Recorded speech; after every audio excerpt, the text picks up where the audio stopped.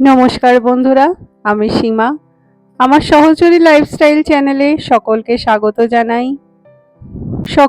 স্বাগত জানিয়ে আমার ভিডিওটা আজকে আমি কাশ্মীরের শ্রীনগর থেকে শুরু করছি। আশা করি আপনারা সকলেই ভালো আছেন। আমরাও ভালো আছি, আমরাও খুব আনন্দে আছি।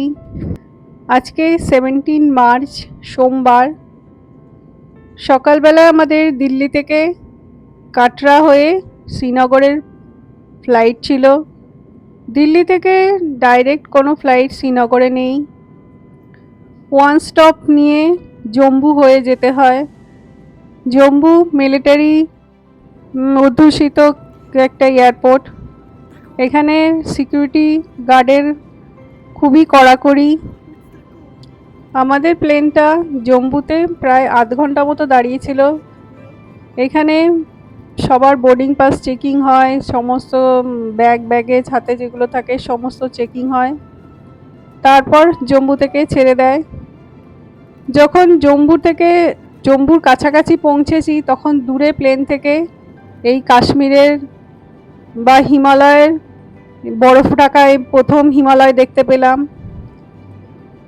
এতদিন বিভিন্ন রকম টিভিতে ভিডিওতে সব জায়গাতেই বেশ বরফের ঢাকা পাহাড়ের ছবি দেখেছি, এই প্রথমবার স্বচক্ষে দেখলাম ওপর থেকে। আমাদের প্রথমে ট্রেন ছিল দিল্লি থেকে জম্মু তাওয়াই পর্যন্ত, তারপর সেখান থেকে বাই কারে করে আমরা শ্রীনগর যেতাম। ট্রেনটা যে কোনো কারণেই হোক ক্যান্সেল হয়ে যাওয়াতে প্লেন করতে হয়েছিল। প্লেনটা করতে পেরে এই ছবিটা, এই দৃশ্যটা দেখতে পেলাম। ট্রেনে করে আসলে এই ওপর থেকে এই ভিউটা কোনো মতেই দেখতে পেতাম না।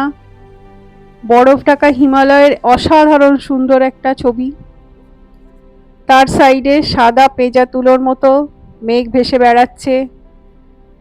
মনে হচ্ছে যেন স্বর্গে এসে গেছি।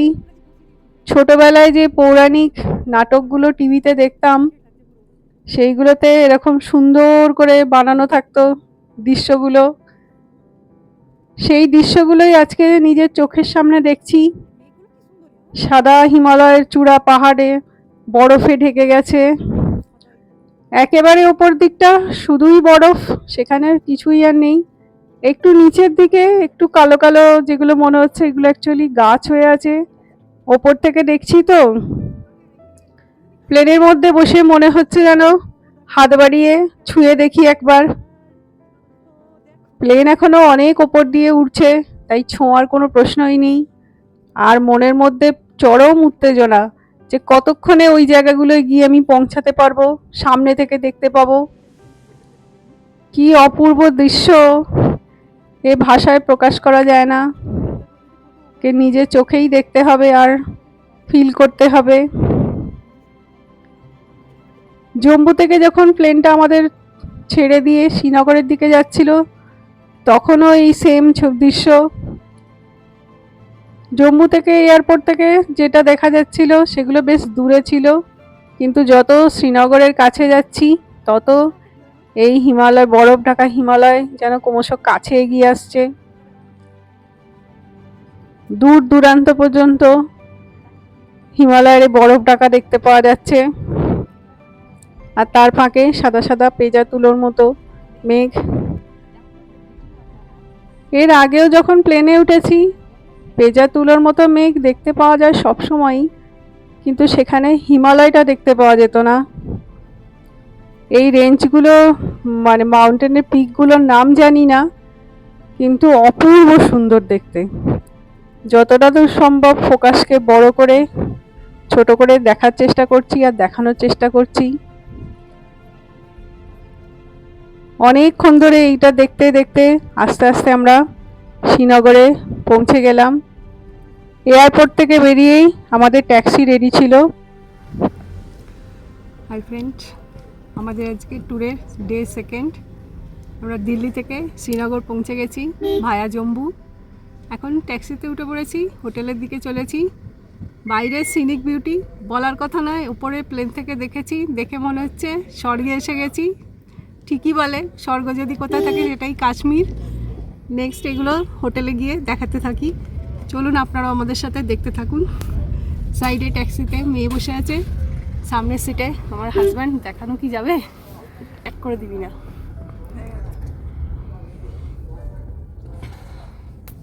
হোটেলে গিয়ে ফ্রেশ হয়ে সেকেন্ড পার্টে শুরু করছি ডে 2 থেকে। দিল্লি থেকে অনেক সকালে বেরিয়েছিলাম, সেজন্য প্রথমে আমরা ঠিক করেছিলাম যে হোটেলে যাব, হোটেলে গিয়ে ফ্রেশ হয়ে নেব। কিন্তু আমাদের জন্য যে ট্যাক্সি ঠিক করা ছিল, ওই ভদ্রলোক ড্রাইভার বললেন যে হোটেলে গিয়ে 2-3 ঘন্টা সময় নষ্ট করে কোনো লাভ নেই, তার পরিবর্তে আপনারা একেবারে পুরো শহরের দিকটা ঘুরে নিয়ে একেবারে সন্ধ্যেবেলা হোটেলে যাবেন। এয়ারপোর্ট থেকে বেরিয়েই দূরে দেখা যাচ্ছে হিমালয় পর্বত আর তার উপর বরফ। ক্যামেরাতে মোবাইলে ঠিক বোঝা যাচ্ছে না, কিন্তু খালি চোখে পরিষ্কার দূরে দেখা যাচ্ছে। এখন কাশ্মীরেও বেশ ঠান্ডা চলছে মার্চ মাসে, আর বরফও রয়েছে। গাছপালাগুলো এই জন্য শুকনো হয়ে রয়েছে। বসন্ত এসে গেলে এগুলো গাছগুলো সবুজ হয়ে ভরে উঠবে।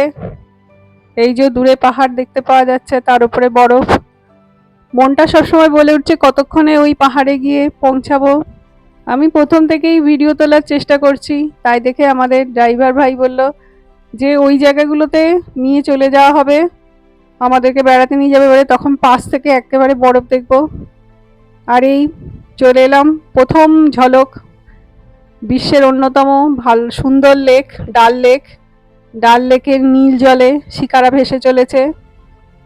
ডাল লেকের সাইজটা ভীষণ বড়, যদিও অনেকটা অংশ এখন হোটেল, হাউসবোট এইসবের জন্য নষ্ট হয়ে এসছে, তবুও পাহাড়ের কোলে কি সুবিস্তৃত জলরাশি, আকাশে সুন্দর মেঘ, আর পাহাড়ের কোলে এই ডাল লেক। অসাধারণ দৃশ্য। এখানে ঠান্ডা বেশ ভালোই ছিল। যখন আমরা প্রায় 12টা-1টার সময় ওখানে পৌঁছেছি, তখনও মোটামুটি 12-13 ডিগ্রি মতোই টেম্পারেচার ছিল। 12-13 ডিগ্রি টেম্পারেচারটা আমাদের জন্য ঠিকই আছে, অত অসুবিধা হয়নি।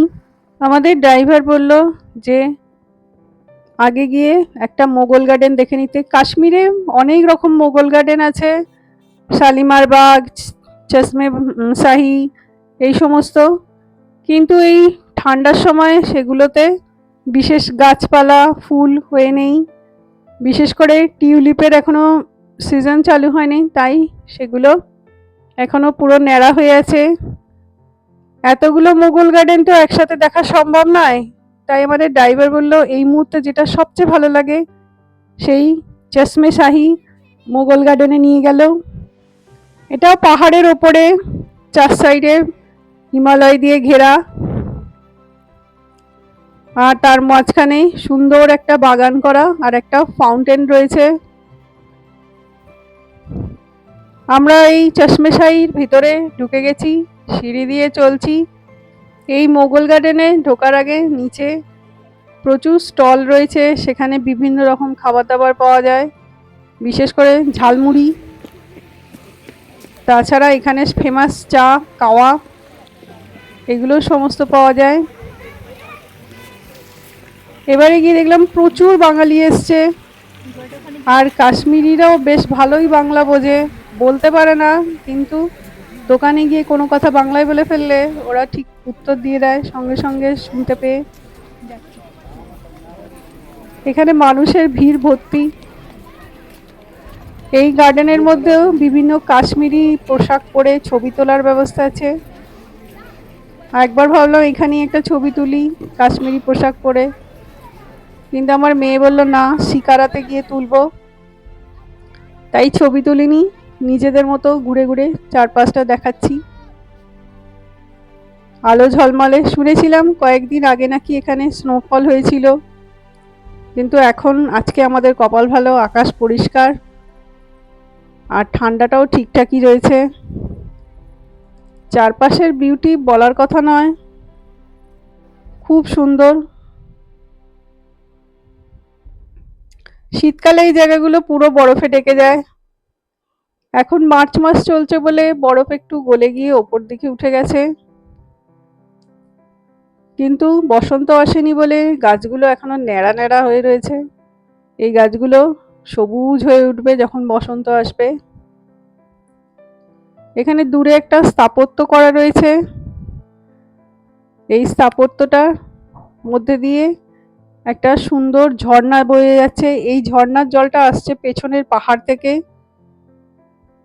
জলটা ভীষণ পরিষ্কার, এটা পানীয় জলের সমান তুল্য। অনেকে এই জলটা পানও করছে, কিন্তু আমরা পান করিনি, এমনি জাস্ট দেখলাম। আর জলটা প্রচন্ড ঠান্ডা, হাত দিয়ে দেখেছিলাম। এই চারপাশের ডিজাইনটাও খুব সুন্দর।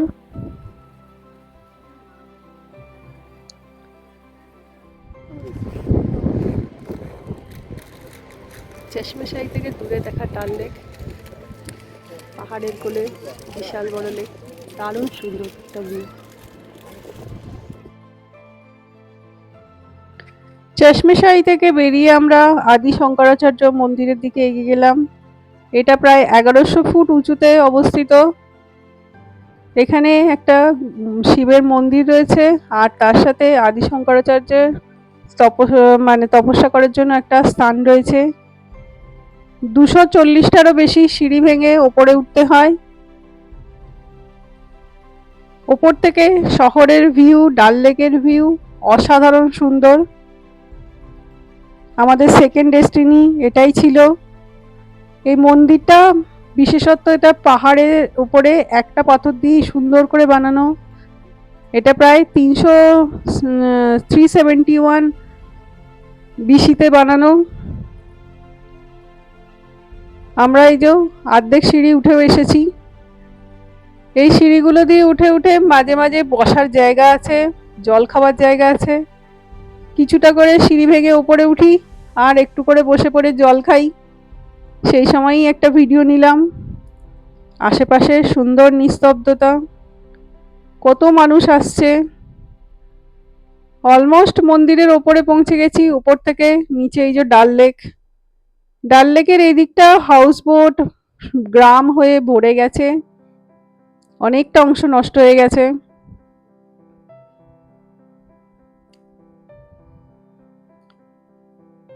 এই ডাল লেকের ভিউ দেখতে দেখতে ওপর দিকে উঠতে থাকলাম। উঠে একেবারে মন্দির পর্যন্ত পৌঁছে গেলাম।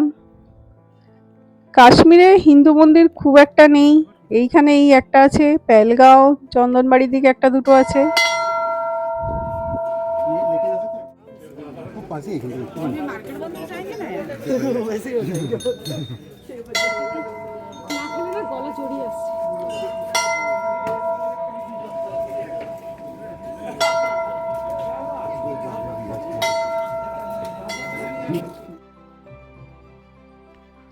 এই সরু সিঁড়িটা দিয়ে ওপরে উঠে যেতে হবে।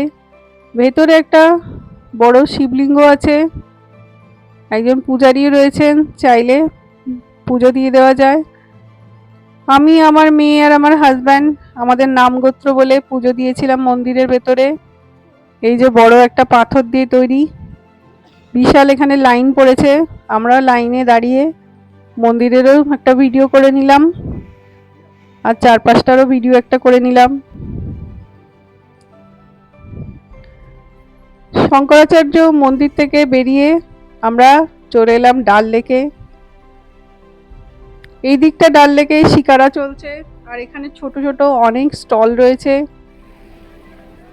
এখানে রেট চলছে 7টা পয়েন্ট দেখালে প্রায় 3200 টাকা মতো, আর 4টে পয়েন্ট দেখালে 2200 টাকা মতো।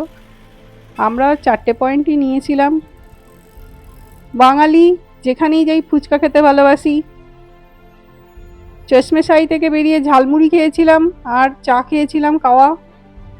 এই ডাল লেকের সামনে এসে সুজির ফুচকা খেয়ে নিলাম। টেস্ট অত ভালো নয়, ঠিকই আছে, কিন্তু জলটা মারাত্মক ঠান্ডা। ওই ঠান্ডা জলেই ফুচকা খেয়ে নেওয়া হলো, আর জলটা মারাত্মক টকও। আমাদের 4 দিন কাশ্মীর ঘোরার যে ট্যুর প্ল্যানিং ছিল, তার মধ্যে 4th ডেতে 1 ঘন্টা শিকারা রাইডিং ছিল। কিন্তু আমাদের যে ট্যাক্সি ড্রাইভার সে বলল ওই দিনটা তো ঘুরবেনই, তার সঙ্গে আজকের দিনটাও ঘুরে নিন। তো আমরা একটা শিকারা 2200 টাকা ভাড়া করে 4টে পয়েন্টের জন্য নিয়ে ঘুরতে বেরিয়ে গেলাম। 4টে পয়েন্ট এরা বলে, কিন্তু দেখানোর মতো সেরকম কিছু থাকে না, জলের ওপর দিয়ে চলতে থাকো। আর এখানেও কাশ্মীরি পোশাক পরে ছবি তোলার ব্যবস্থা রয়েছে, কাওয়া চা খাওয়ার ব্যবস্থা রয়েছে, ফ্রুট রয়েছে, স্যালাড, তারপরে বিভিন্ন ফুল বিক্রি হচ্ছে। আরও যখন গরম পড়ে শুনেছি এখানে ভেজিটেবল ফ্লোটিং মার্কেট চলে, এখনও সেটা পুরোপুরি স্টার্ট হয়নি, এখনও বেশ ঠান্ডা এখানে। এই জলের মধ্যে দিয়ে ঘুরতে ঘুরতে চারপাশটা দেখতে থাকা কাজ, আর তার সাথে এই যে কাওয়া চা আমরাও খেয়ে নিলাম 100 টাকা করে, 3 জনে 300 টাকা। এটা গ্রিন টির মধ্যে বিভিন্ন রকমের ড্রাই ফ্রুট মিশিয়ে, মধু মিশিয়ে ওরা বানায়। এই কাওয়া চা বেশ গরম রাখে শরীরকে, দিনে দুবারের বেশি খাওয়া একদম উচিত নয়। এখানে এই হাউস বোটগুলোর কিছু কিছুতে মানুষ থাকে, আবার মানে বাইরে থেকে যারা আসে তারা থাকে, আর বাকি কিছু হাউস বোটগুলোতে বিভিন্ন দোকান, শপিং করার জায়গা এইসব থাকে। সোয়েটার বিক্রি হচ্ছে, জ্যাকেট বিক্রি হচ্ছে, তার সাথে মুদিখানা, গ্রসারি সেসবও বিক্রি হচ্ছে। এটাই ওদের ফ্লোটিং মার্কেট। ডাল লেকের ভেতরের সাইডে যে গ্রামগুলো আছে, সেই গ্রামের মানুষরা এই সমস্ত জায়গা থেকেই তাদের নিত্য সামগ্রী বাজার করে। আর কাশ্মীরে এই ডাল লেকের সাইডে যে সমস্ত মহিলারা থাকে তাদের দেখেছি ছোট ছোট নৌকা করে তারা এই ডাল লেকের ওপরে ঘুরে ঘুরে বেড়ায়, আর জিনিসপত্র যা কিছু কিনতে লাগে তারা কেনাকাটি সমস্ত কিছু করে। আমরা যখন গেছিলাম সেই সময় ঈদের টাইম, তাই জন্য অনেক দোকানপত্র বন্ধ ছিল, কিন্তু অন্যান্য সময় শুনেছি এখানে বেশ খাবার দাবারও ভালো পাওয়া যায়, বিশেষ করে বারবিকিউ, চিকেন, ফিশ এই সমস্ত। এখানে খুব ভালো ভালো কার্পেট, সোয়েটার, বিভিন্ন রকমের হ্যান্ডমেড কাঠের জিনিসপত্র বিক্রি হচ্ছে। এগুলো সবই হাউসবোট, যেগুলো আর ইউজ হয় না হাউসবোট হিসেবে। এটা এখানকার সবচেয়ে বড় আর লাক্সারিয়াস হাউসবোট। আমাদেরও ট্যুর প্ল্যানিংয়ের শেষ দিনে হাউসবোটেই থাকার কথা ছিল, আমরাও ছিলাম। সেটা যখন যাব তখন দেখাবো। এরা 3-4টে জায়গা দেখায়, তার মধ্যে ওই ছোট গ্রাম থাকে, এই ফ্লোটিং বাজার থাকে, আর এই দিকটাতে একদম নিস্তব্ধ। এখানে বিভিন্ন রকম ফ্লোটিং চাষবাস কিভাবে করে ওরা সেটাই দেখাতে নিয়ে যায়। আর প্রচুর পদ্ম ফুল ফোটে এখানে। এরা পদ্মের স্টেমকে আমাদের যেমন বেগুনি ভাজে খাই ওরকম ভাবে বানিয়ে খায়। এখানে যাই খাই না কেন সব ঠান্ডা, ওই জন্য ঠিক খেয়ে মজা পাওয়া যায় না। আমরা এই সন্ধে হবে এরম সময় আরামে শিকারায় ঘুরে বেড়াচ্ছি। এই ঘুরে বেড়াতে বেড়াতেই আজকের মতো ভিডিওটাকে আমি শেষ করলাম।